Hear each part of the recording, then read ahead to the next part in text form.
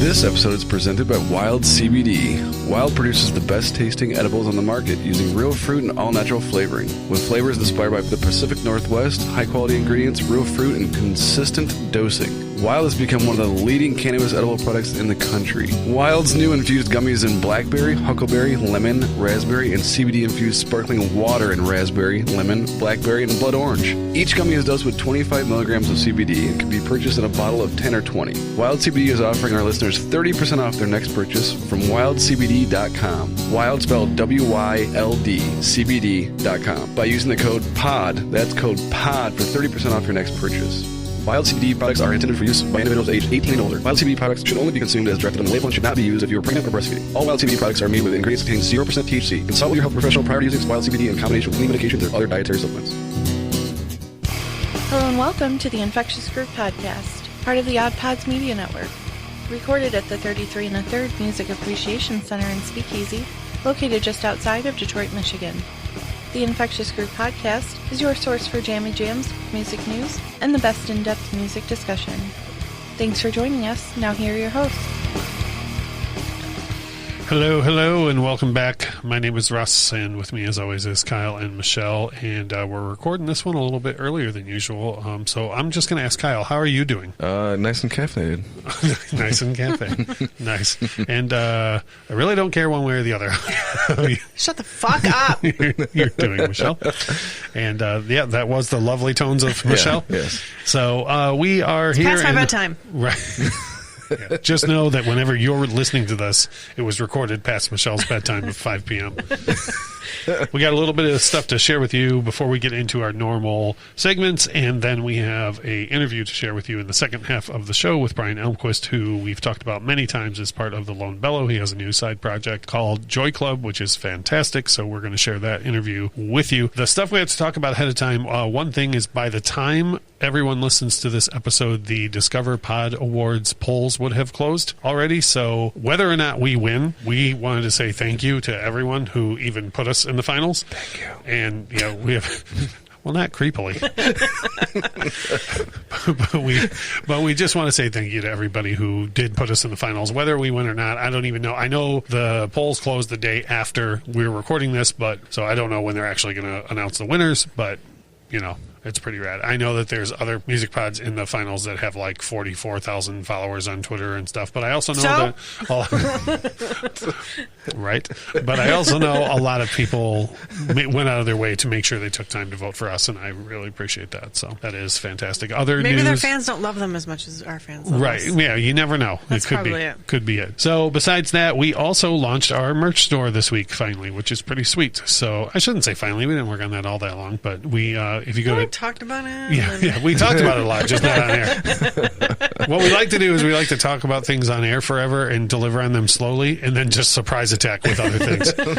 So if you go to teespring.com/stores/Infectious Groove Podcast, there's a couple of things in there now, and we'll just kind of toy around with merch. And if there's anything you do want us to make available, we can put the same design on damn near anything. Yeah. Or phone cases and tote bags and all sorts of stuff like that. But we got a t-shirt and a mug in there for now that you can go pick up at your leisure. On top of that, we do have the stickers should be landing any day, and you need to follow us on social media. If you're not already following us on Twitter and Facebook and Instagram, you need to be following us on at least one of those, possibly all three if you're nice. And on Facebook and Instagram, it's Infectious Groove Pod. On Twitter, it's Infectious_pod, because when we get the stickers, we're going to give a whole bunch of them away, first come, first serve, to people who see our social media. So that is pretty much everything that we need to get out of the way before we move into our normal segment. So here we go.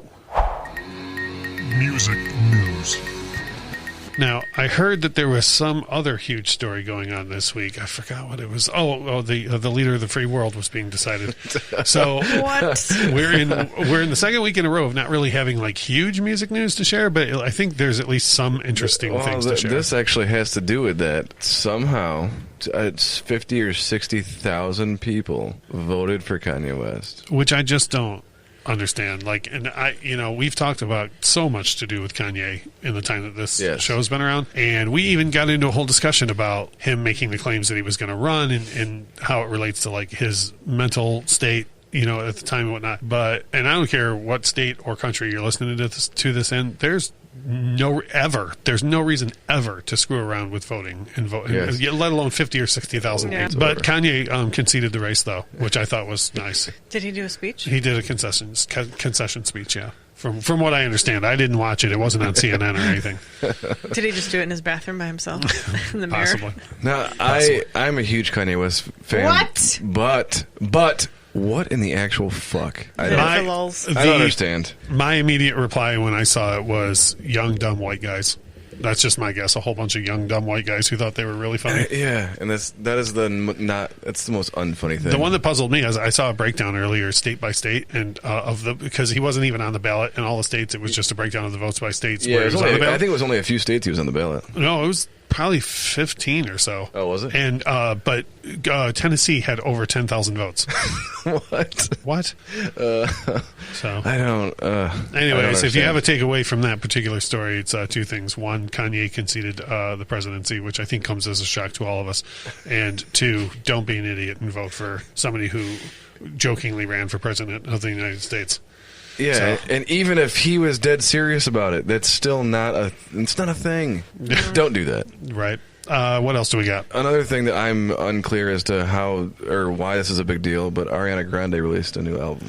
So we generally try and keep the show pretty positive. Yes. I put at least one. I'm sounding very unpositive Well, right no, now. I put at least one Creed dig in every single show. But Ariana Grande is one of those things that I've just never got.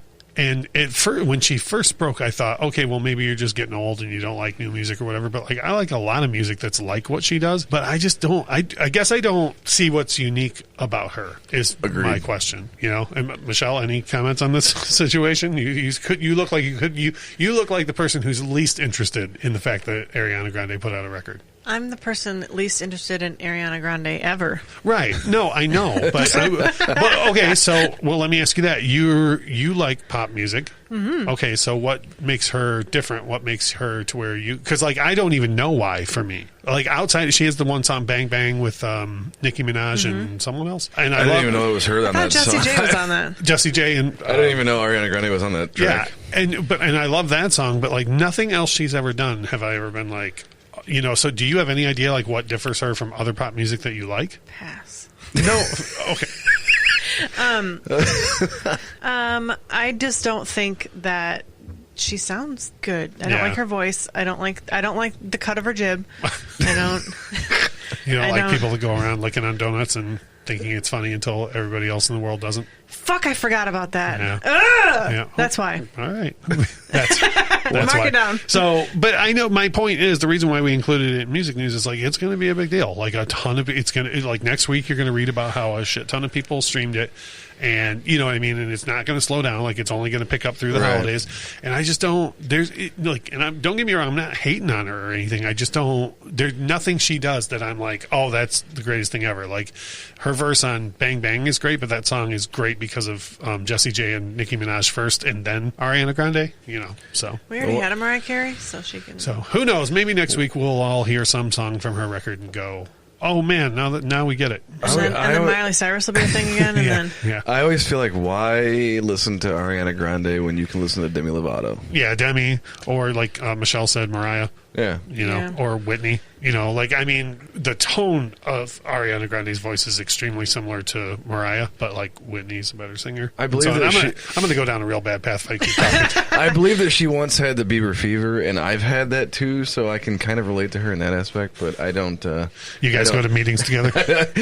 I don't understand. Well, wait, it's probably supposed to be anonymous, so do you go with AG Yep. to the Bieber Yep. fever meetings? So, God. so anyways, what else? There was at least one other thing. Lady Gaga put out this really weird and awkward video telling everyone to vote for Joe Biden, but Gaga. in the most weird and potentially offensive way possible. I have two problems with this, and one of which you guys will wildly disagree with me on, but I don't need my companies and my entertainers telling me who to vote for. I just don't. I just don't. I don't care. I don't care at all. And I have, I subscribe to the Elvis Presley theory. They were, when, Vietnam was going down in the late 60s, early 70s, there was so much turmoil. A lot of interviewers would always ask Elvis what he thought about politics, and he would always be like, That's not my job. Like, my job is to sing songs, and I'm here to entertain people. And then they would try and corner him on it even further and be like, well, what do you think? Like, should John Lennon shut up? Because John was obviously quite an activist, And Elvis would be like, it's also not my job to talk about what John Lennon should and shouldn't do either. Which was really clever of him, Yeah. But I just don't. It has nothing to do with who I'm voting for or anything. I don't need celebrities to tell me who to vote for. I just don't. Like, if you're going to speak with your music, that's one thing. Like, Roger Waters is very heavy left-leaning, Rage Against the Machine, much to the surprise of a bunch of Republicans earlier this year. They've been left-leaning the whole time. But like, and if you're going to do that, then that's fine, because that's your art, and that's what the statement that you're choosing to make with your art, right? Right. But like, just because I bought your record doesn't mean that like you now get to tell me who to vote for. So that long-winded thing was my first problem with it. And then my second problem with it, and I think you and I had totally different takes when you watch it. If anybody hasn't seen this video, it's Lady Gaga standing in front of a pickup truck with I don't know, like a cutoff shirt and camo shirt, camo and some weird shoes, and a big beer, and then she tells you all about how great the Midwest is, and that she's voting for Biden, and then she I think takes a sip of the beer before crushing the can. Yeah, and throwing it on the ground. And I'm sorry, I have 3 problems: wasting all the beer and littering. Yeah, 4 problems. So I'm going to keep going to get up to 99 and know what Jay-Z was talking about. So, yeah, I just don't, like, to me, when I look at that, that's like her telling me what she thinks the Midwest looks like. A bunch of beer guzzling people standing by their pickup trucks wearing camo. I kind of feel like that is what the Midwest looks like. Shut up. A lot of, I don't know. It represents a large population okay. I hear what you're saying. I'm sorry, I didn't mean to cut you off, but let's say that that's accurate. Let's say that is okay. Then I'm still offended. Yeah, because you're not talking about us. Nobody picks on me but my brother. You know what I mean? Or nobody picks on my brother but me. You know what I mean? Like get out of here. You live in a penthouse in New York. Don't come here telling me what the Midwest looks like. I can see how it would be offensive to people, but it's not personally offensive to me. I thought it was kind of funny, and she's, I don't know what. I wouldn't say I was offended by it. A lot of people were. Yeah. But I wasn't offended by it. I was just put off by it. Like, it's the thing that puts me off more about it is the weird, awkward way that she's reading.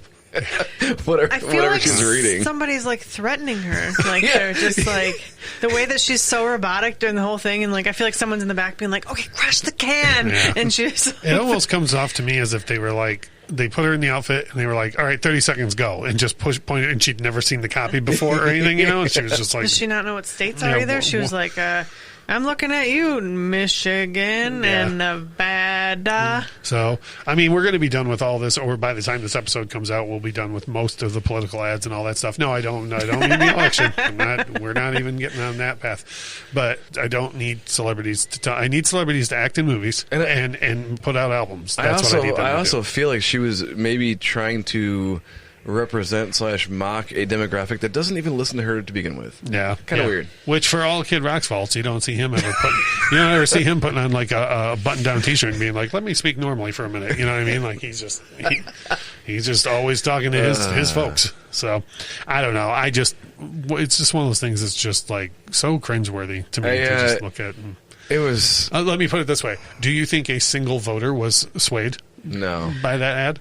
But the whole thing about this, and this is just a sidebar, about this whole election is that I know very few people that were like, I don't know, like maybe one guy. Right. Like I just feel like the majority of people were like, this guy or that guy, and that's it. Like, or Kanye apparently. But there was at least 50,000 Americans who were like, or Kanye. I just feel like a lot of that was probably wasted this year because people are like, I don't care what Lady Gaga says, I'm already voting for so and so. Right. So it was. I'm a huge Lady Gaga fan, but it was me too. It's weird. But like, don't get me wrong, I'm not gonna like not buy the next record over it or anything. I just and with anybody, like whenever we have Beatles discussions, anytime somebody brings up John's activism, I'm like, okay, but Andrew Bird Can Sing is a great song though. You know what I mean? Like I don't, and it's probably one of the reasons why I'm not a huge fan of his '70s output because a lot of it is activism stuff, and I'm just like, well, why do you like Roger Waters? Because Roger Waters. What he does now is completely different than how he did it in Pink Floyd. Like, now it's absolutely preaching at people. And when I go to a Roger Waters concert, I still get to hear all the songs that I loved in the first place. Now, before anybody listening is like, but Pink Floyd songs are political. They were political in a different way. back then. Like, it was more wide open social commentary, and it wasn't like, if you come to a Pink Floyd concert, you're going to get yelled at about politics. Whereas now, when you see Roger Waters, like, the whole end of the arena is like a political message, and he's also doing a Pink Floyd song. So it was a whole different thing back then. So you support the change. The change of what? If an artist goes from being I think to being super political at the end. I think Roger just started using the medium differently, and that's fine. But also, since Corporal Clegg came out in 1968, he's always been talking about some form of politics in his music. Whereas Lady Gaga is not ever talking about that in her music, and all of a sudden wants me to believe that she's some sort of authority on voting, and I should vote her way. You know, you don't know that she's not. And just so you know, like, Floyd is one of those things, like, you both know, I'm a huge lyric guy. Like, I'm the guy that's always like, you know, oh, well, you know what this song means or whatever. Floyd has wildly political songs, like Pigs, 3 different ones on animals, or Dogs on animals, that I absolutely love. And I love the turn of phrase, the way the lyrics are written, but it doesn't mean that I agree with everything in the song.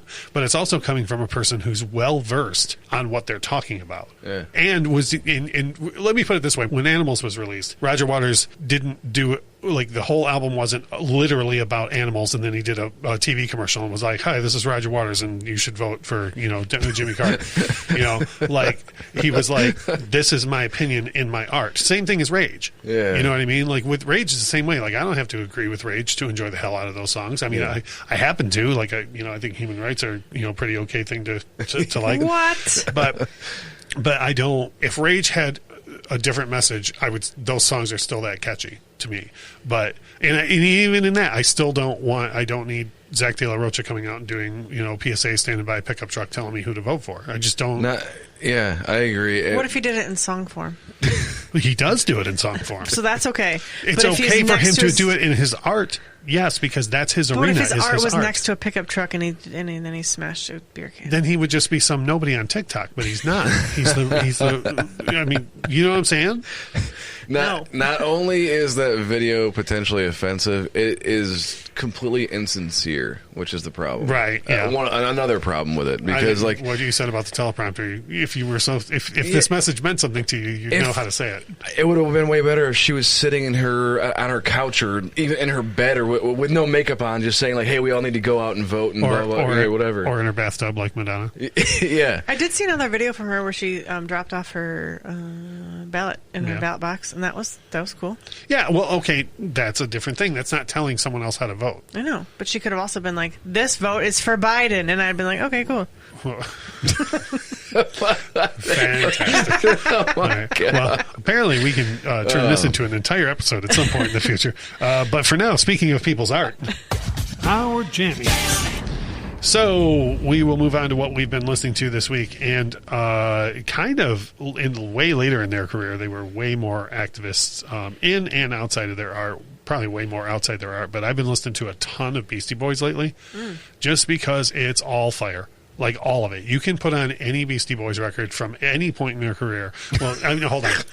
I'm going to turn, the listeners won't be able to see this. I'm going to turn to my left and speak directly to Kyle. Michelle's just shaking her head the entire time. Kyle, can put on any Beastie Boys record from any era, and it's fire. And it's totally different. Like, if you listen to the very first record, it's straight out of New York City hip-hop, like the birth of hip-hop.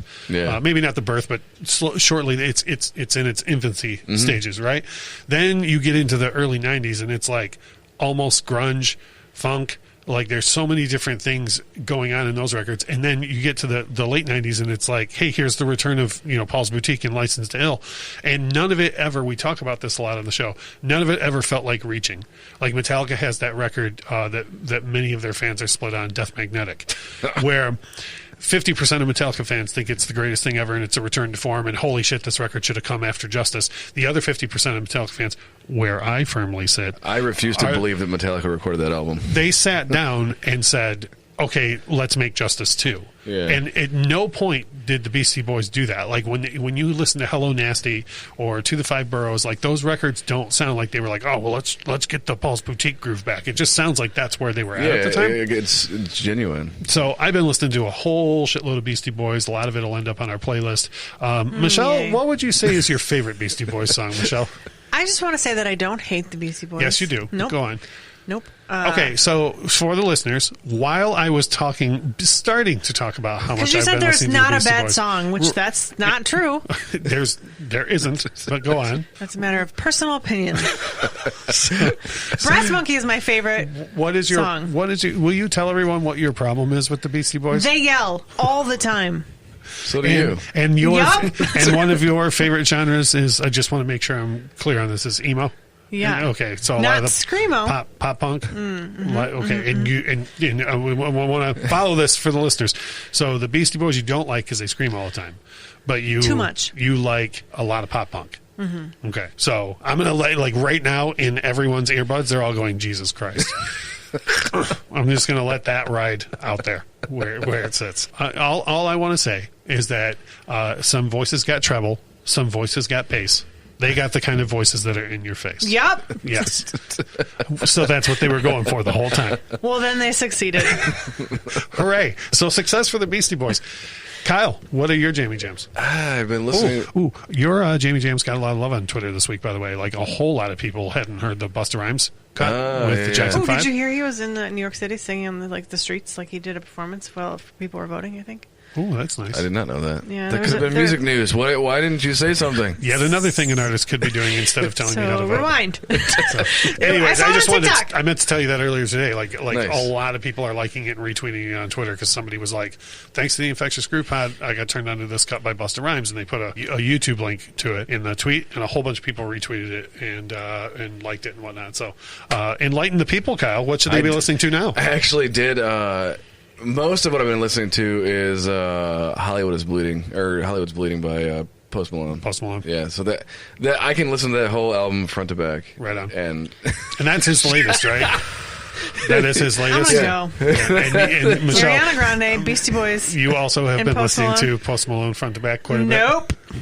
so, what? Can you tell everybody why you don't like Post Malone? Fucking annoying. No. What's the real reason you don't like Post Malone? The reason that you told me. She's like Stuart on Mad TV. I don't want to say. Can you tell me? Can you enlighten us? No. This whole episode makes me sound like I'm a 50-year-old woman. They're too loud. Kyle, would you like to tell us what Michelle tell us what she told you? The first reason is he has bad tattoos. Yeah, that is offensive. Second reason is she hates that thing that he does with his voice, which is one of the reasons. Modulator? Yeah, thing? which is one of the reasons why he's like famous. It does it in every song. Yeah, I could see so being annoyed. annoying. I could see being annoyed with that, but like you said, it's what brought him to the dance. Yeah. I'm annoyed by it for the same reason I was when Cher used it. Like you're Cher, you have a great voice. You don't need that. Like when I first heard Post Malone sing without that, I was like, you don't need that. Yeah. So I was just bummed by that. Remember when Kanye went through the phase where he was trying to use it? And it did not I sound just want good. to make it clear that if they were good tattoos, it'd be okay. Right on. So Hollywood is Bleeding. Front to back, you've been listening to it. Yeah, and then We're not going to put the whole record on the playlist. No. I'll just pick random songs that people probably haven't heard because he has the few that are everyone knows. But other than that, the Ozzy cut is on there too, right? Yep. Yeah. Yeah, Spotify curates those like random playlists of stuff you've been listening to. So I've been listening to a couple of those on a few days this week. Right on. And then so a bunch of the Busta Rhymes stuff got thrown in there, and that cut with the Jackson 5 came up, and I was like, oh god, this is a jam. You're like, thanks me. Yeah. Turn me on to that. Yeah, but right just on. random mix of stuff that I've been listening to, and then Post Malone. Right on. Well, the next Jamie Jams are so important. Vanessa Williams once sang a song about it. We're going to save the best for last. Michelle, please. Now that you've got out all your hate and anger towards all the artists everyone else likes, what have you been listening to? Help correct the listeners. What should they be listening to? Well, so on Wednesday, it was a lot of Rage Against the Machine. Right. Like very loudly from my office. And so that was what I was listening to on Wednesday. And then ever since then, I have had classic rock on, actually. Name some. It's all stuff from our other playlist. It's been Michael Jackson, which is not like classical rock, but it's on the same playlist or whatever. And it's been Tom Petty, and it's been Van Halen, and also, side note. So you've listened to 34 minutes of Van Halen now.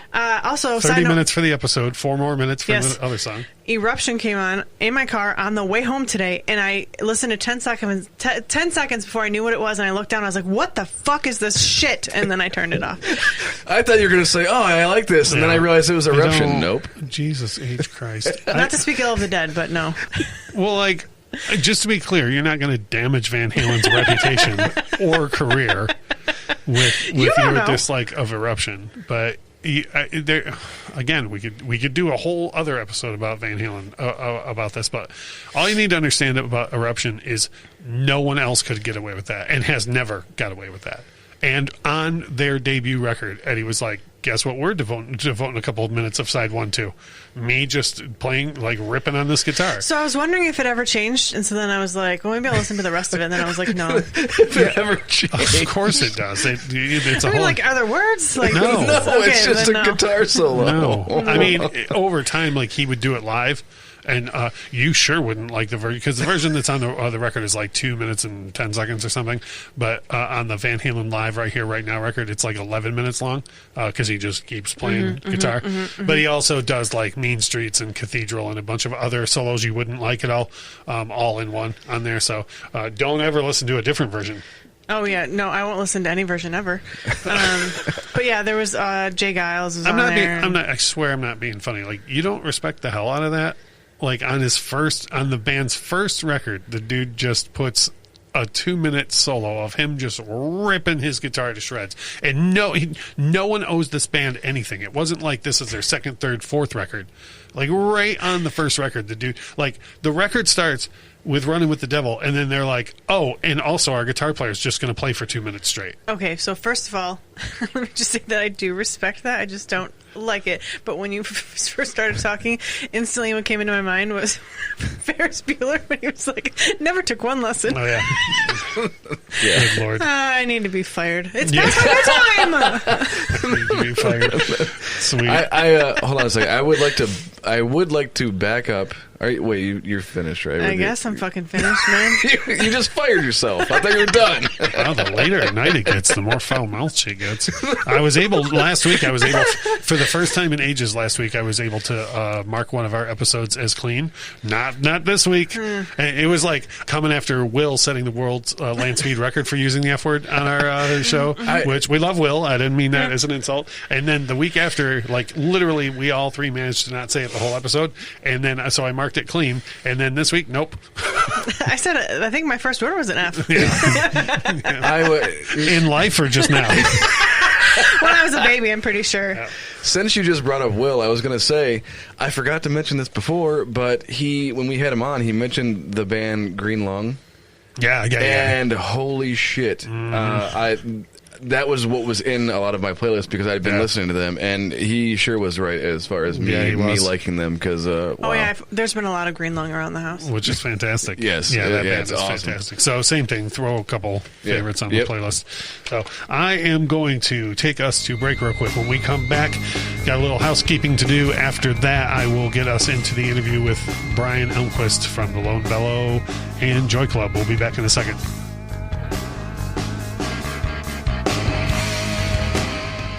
Welcome everybody to the Podeskew Podcast. I am... Whoa, dude. No. This is our promo, not the show. I'm Rico. Oh, sorry. I'm CJ, and we're the hosts of the Podeskew Podcast. We're fans of pretty much anything and everything pop culture, including movies, TV shows, books, video games, comics, music, and of course, Kevin Smith. Now, while we do keep our fingers on the pulse of Silent Bob, he certainly doesn't need our help in promoting him. You got that right. We do our own thing, with inspiration from the man himself and his mantra of why not. We've got stories about celebrities we've interviewed, theories of our own for certain movies, and we can usually tend to have a great debate about anything. We also do commentaries on movies. Sometimes we ask our fans what they want to watch with us. So if you love the timbre of our vocal cords and want to watch a movie at the same time, give us a listen. Stay tuned every Monday. There's always something new. And if you've been good this year, we may even give you a bonus episode from time to time. So please be good and subscribe to and enjoy Podeskew, founding member of the Odd Pods Media Network. It's the Dad in a Rock podcast. This is Sean. And this is Chris. Join us every week as we give you the dad's point of view on pop culture. And stumbling our way through fatherhood. Dad jokes. Star Wars. Streaming. Tech news. Movie news. Listen to lifelong pals tell stories from past and present. Cruise with us into the cheesy every week on Spotify, Apple Podcasts, iHeartRadio, and other podcast platforms. And as always, find past episodes and links to our social media pages on dadnarock.com.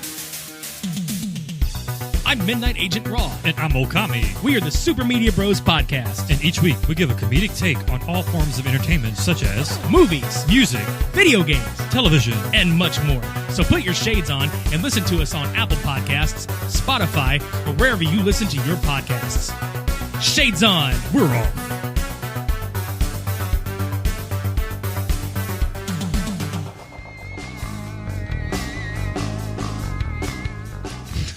We are back, going to take you into the interview with Brian Elmquist of the Lone Bellow and Joy Club in just a little bit. But first, we want to mention that one of the ways that you can support the Infectious Groove podcast and inherently the Odd Pods Media Network is by the fact that this show is brought to you by Manscaped, which is the best in below-the-waist grooming.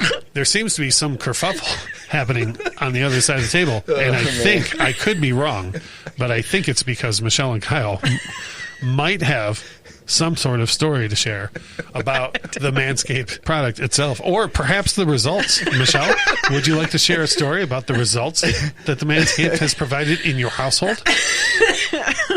I do not have any updates on the results. However, I do have updates on the cleanup. Did you know that in that box it comes with newspaper that you put down on the ground so I don't have to fucking sweep up all your little ball hairs? I did know that. I actually told you about those before I realized they were in the box. There's all sorts of wonderful products that help with that, from what I understand. You are, of course, referring to the Lawnmower 3.0. I am referring to the Lawnmower 3.0. That apparently Kyle was using while on the newspaper that comes into. He was doing a good job on the newspaper. I didn't have to swat him. Fantastic. You don't have to use it just on the newspaper. It is waterproof, so you can groom in the shower as well. It's got an LED light in case the power goes out right in the middle of the man grooming. I use the LED light to get around the bathroom in the dark, even if I'm not shaving. So I know I made a joke of this last week, but one of my favorite things on this copy is that they upgraded the motor to 7,000 RPM, so it's they're using the quiet stroke technology, which I love. And it comes with a charging stand, so you can show your mower off loud and proud because of the intelligent design of the stand that it comes with. So when people walk into your house, Kyle, you can be like, wait till you see the newspaper I use with this thing. I will say that when I unboxed that was the most impressive thing about the entire thing was the charger, because the other shavers that I've had just have this little pluggy thing that you plug in and it lays on the counter and it's all like janky looking. But so, it does look super fancy. It does look super fancy. It is displayed very proudly in our bathroom. Another thing that's my favorite deal on this copy right here is let's get that bush to tush clean. Go to manscaped.com and use our code IGP20, Infectious Groove Podcast 20, IGP20 at manscaped.com. Not only get free shipping, but 20% off. Make your testes their besties. So if you want to get a good deal, like I said, on all these products, you can go to manscaped.com, use the Infectious Groove Podcast code IGP20, get 20% off and free shipping. So now on to the business of this episode and this half. I think we've talked about this before. You have not got a chance to see the Lone Bellow yet, Kyle, right? But you've heard them quite a great deal. Oh, yeah. I also didn't know who they were until I met you guys. Yeah. And then once you hear them, you're just like, when Michelle first played them for me, I was like, oh, who is this? Yeah. And then when you hear Joy Club, it's completely different in such a good way. Yeah, in a very good way. And both Zach Williams and Brian Elmquist write a lot of the material, a lot of the lyrics for the Lone Bellow, and a lot of it is, hopeful and about, learning from your past and whatnot. But the Joy Club material that I've heard so far, the lyrics really stray more to like determination and in apt of their title Joy Club, like spreading love and understanding others more. And I think that's a message that everyone could use more right now. Like everyone could absolutely listen to that message more. And when I say that the music is completely different from the Lone Bellow, if you've ever checked out the Lone Bellow, I don't say that so turn you off to Joy Club or anything. I think that you could easily listen to both. Yeah. You know, there's room You for should both. listen to both. For anybody who happens to be Mumford & Sons fans, I kind of equate it to the Lone Bellow material sounds like maybe the first two Mumford & Sons records, like along those lines, whereas the Joy Club material sounds more like the Mumford & Sons fourth record, Delta. All great. Yeah, all great, and for totally different reasons. So we sat down with Brian a week before last, actually, when right around the time that the Joy Club EP came out, and we talked to him about some of the things going on at that time with the recording of it and what the future was going to be like, both for Joy Club and Lone Bellow, which I think is pretty rad. So we're going to throw that at you right now. We'll be back with you right afterwards. Well, we have with us on the line right now Brian Elmquist, who is a not only a solo artist, but he is 1/3 of the Lone Bellow, and now he's part of Joy Club, whose debut EP, Just a Dream, is out now and is gaining traction on Spotify, according to what I'm seeing on Facebook. I saw that today. That's pretty badass. How you doing, brother? Dude, I'm doing real good, man. I have no real expectations for the project, so I'm excited about what people are feedback they're giving us, you know. Yeah. Well, no, we're going to get into exactly what you expect and what we can expect. So you should have some answers. Answers ready for I am that. Brian Elmquist. All right. Well, that was Brian. But you know what? What's funny is we've talked to so many musicians through this pandemic, and so many like we talked to Jeff Scott Soto, said he'd done 60 or 90 songs or something like that. A crazy amount. And a lot of people say, "Oh, well, I've started all these projects," but I know this project started for you way before the pandemic, right? How did you start this? Well, short story is right before the third record, like the week I was supposed to go in and make it, Dave Cobb's studio, you know, RCA, I realized I needed to go to rehab, which was a good thing to do right before you go into a record. Right. We pushed, I got some good advice, and we pushed it back, and it was fine because we had a lot of time. But needless to say, there's a lot going on in my head, and we went into and make the record real fast with Dave Cobb, and it's a beautiful record. I'm really proud of it. It's real grown up, but afterwards there was so much more I wanted to say, and so many more sounds that was going on in my head. So I basically, Justin Glasco, who's been a friend of mine, I mean, he was in my first band here in Nashville when I was 21, and he was living in Nashville and playing in Lone Bellow, and he had a studio in his basement at his apartment, and basically was just banging on the door. And the first song I had already wrote, Going Under, but it was a country song, and he had that beat, and I changed, and we wrote it. It was like, I don't know, maybe an hour we were done with the nuts and bolts of the song, and we both were like, oh my goodness, this is so fun. And I've always been kind of an indie rocker, and Lone Bellow it's a crazy thing that I'm in the band. I love the band because it just reminds me so much of growing up and being in the truck with my dad. But I always kind of had that vein, and I wanted to go down a little weirder stuff. So it just kind of opened up from there, and we just played around with sounds and just got weird, and it was just really fun. And we're still doing it to this day. I mean, there's a Dropbox of music that we've been messing around with for, you know, that's 4 years ago. So we've been at it, and just waiting for a time. And I've released a lot of records by myself, and I really didn't want to do it that way. But then we're in the middle of this thing. I don't know. It's just like I was like, I got to get this music out because it's, you know, I was feeling the same feeling, like what the words were meaning and stuff like that, just what's going on around us. And I just needed to finally let it be out in the world. So I basically just told my managers a month before that I was going to release it, and they were like, well, we don't have time to get a record label. We don't have time to do that. You know how all that works. And I was like, can we do it just us? And if it goes, it goes. If it doesn't, it's just a place I can put weird music. And they were totally on board, and we just we put it together as fast as we could, and we got the first EP out October 9th, and now we're really excited about it and trying to find a way to get it to more people. But you're almost answering all of our questions before we get to them. I mean, come on now. Dude, I'm a professional at this, man. I've been doing this for years. Yeah, but you got to at least let us act like we're discovering it. Come on now. Who else is involved in the project besides the two of you? So after we got started, we started inviting our friends in. Like True Redemption we wrote it with a friend of mine, Gabe Simons, who's way outside of the box. Like, he writes for like Dua Lipa and stuff like that. And he was in a band, what was it called? Kopecki Family Band. And he's a weirdo, man. And I really wanted to get him in.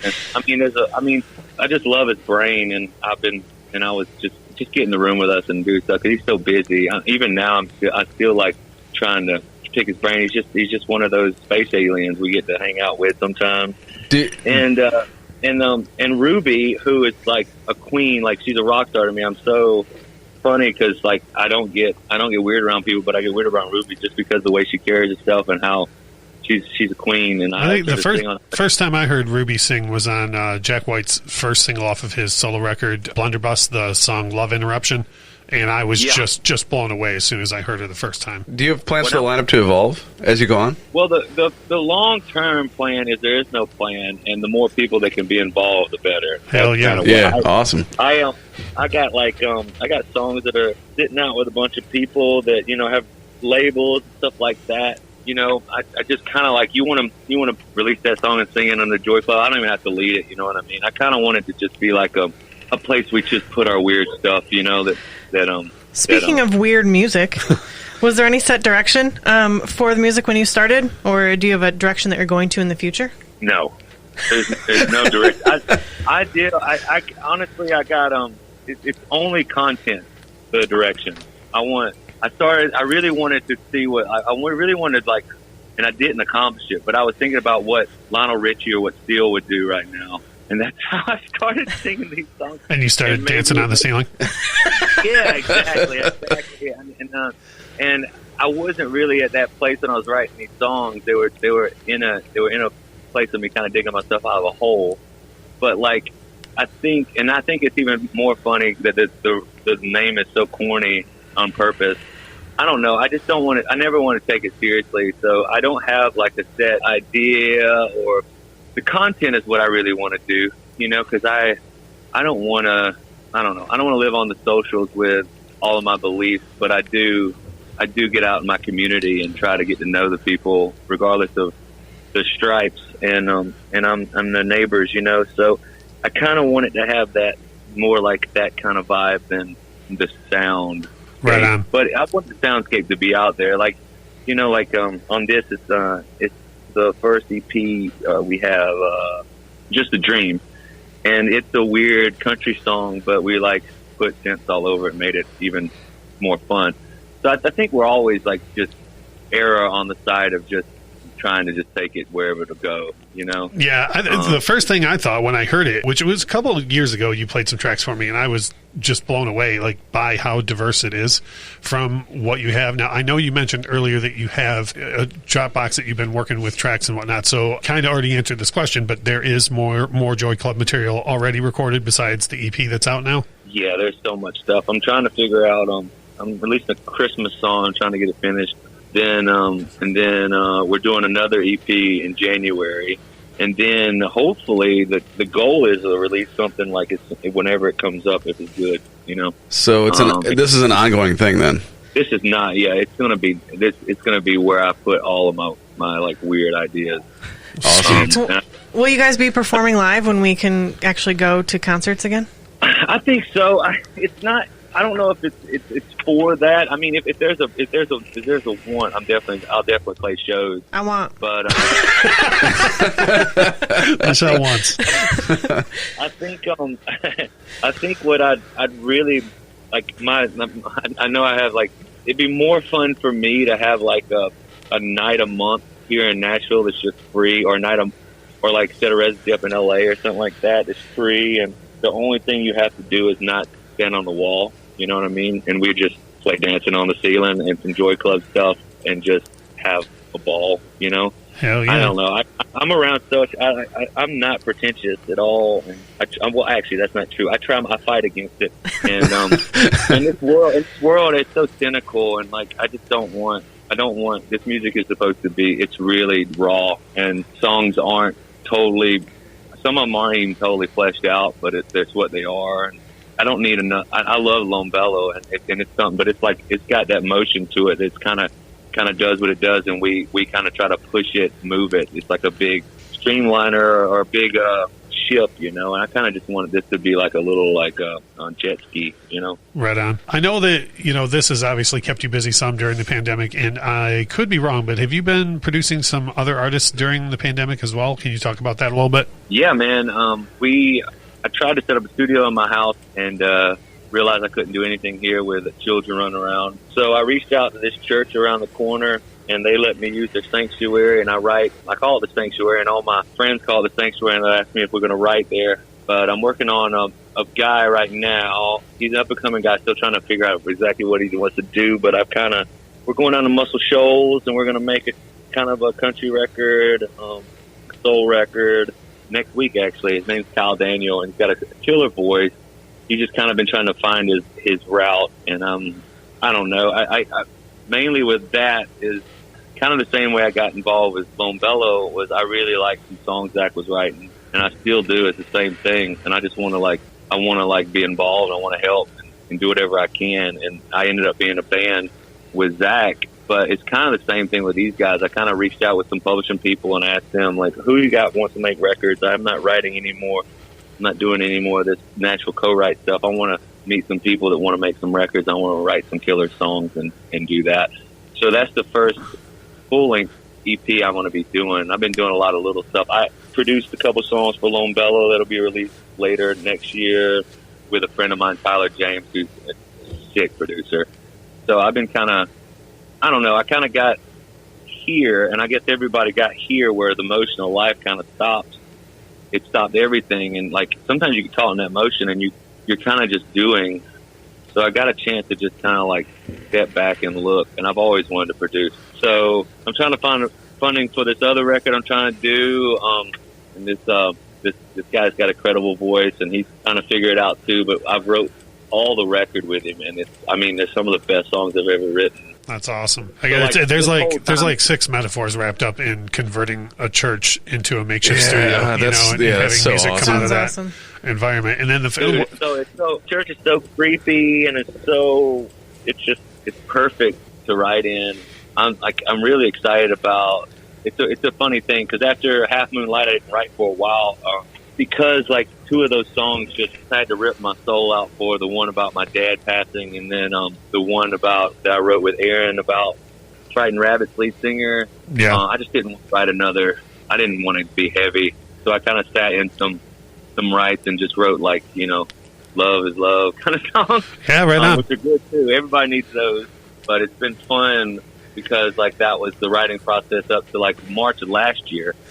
And then I kind of just let myself, go through the season of not writing, and then the past like 6 months have been it's just been like a Niagara Falls. It's been crazy. That's right. You mentioned the Lone Bellow. What do you guys got coming up? Well, if we ever tour again, you will. You will tour again. Everyone will tour again. Sure. There's rumors. Joe Biden's going to win, and George Soros was cut off the 5G, and then with COVID to be gone. Hallelujah. So that was Brian Crazy Pants Elmquist, who was with us for a minute there, and then the 5G kicked in and he got cut off. I got some crazy ones around me. This guy in the band, I'm taking down with me, is just a sweetheart. But I mean, I was like, yeah, everybody needs to get tested and everything. He's like, man, I ain't coming and collecting my DNA. And I was like, I was like, you know what, dude? I respect it. I want that sassiness down in Muscle Shoals with us. We need everybody. So why don't you can you lay low? And he was like, yeah, man, I want to make this record. And I was like, well, that's all I need. That's fine. Cool. Just don't go out and like dancing on Broadway. I think we'll be all right. Right on. I don't know. I'm not in the game I want to love on people, man. I'm done with the whole cynical and looking at people through a lens. Everybody's a fucking talking head, man. I'd rather just love on people and see them where they are. And I mean, I've been such a shithead in my life too. Like I had people that understood me and saw me through it. Not saying they're shitheads, but you know what I mean. I just think like people are lonely and they just need to be loved on. And I think we need to like get some perspective on the whole thing. It's just got out of hand. Yeah, we've been trying to do our part with this show, too, because one of the things that we all three talked about before we even recorded a second of audio was, there's enough out. You can throw a rock on the internet and hit 10 overrated artists or overrated albums lists, and it's like, why dog on anything? I would rather have us every week talk about underrated artists and things more people should hear. Than, you know what I mean? Yeah. That's what we're about. We're trying to spread the positivity and the love, and I think... for me, every second that's on this Joy Club record just sounds happy, and the vibe comes through. Yeah. So agreed. That's the vibe, man. I mean, if you want to know a brand or something, I don't want Joy Club to be a brand other than like the content of like we're humans and we're messy and it's ugly and beautiful and sucks and all that shit. I'm just over it, man. I just want to be happy, and I want to be a part of bringing other people happiness too, and that's what I love about it, and that's kind of what I want to keep going, But that's not just Joy Club. That's everything. I mean, that's been that's what I want. Like overarching, my contribution, as small as it is, I want to like to meet people where they are and not like have them try to meet me. You know what I mean? Yeah. I'm not in the game anymore. What is the best way for all of us to support Joy Club and the Lone Bellow during this pandemic? Oh man, keep listening to the music. I don't know. Yeah. Oh, I don't know. It's crazy because we're gonna get out of this, and there's been people that's really been hurt and really been. I can't even imagine. My mom works at a nursing home, and I have to give her pep talks and.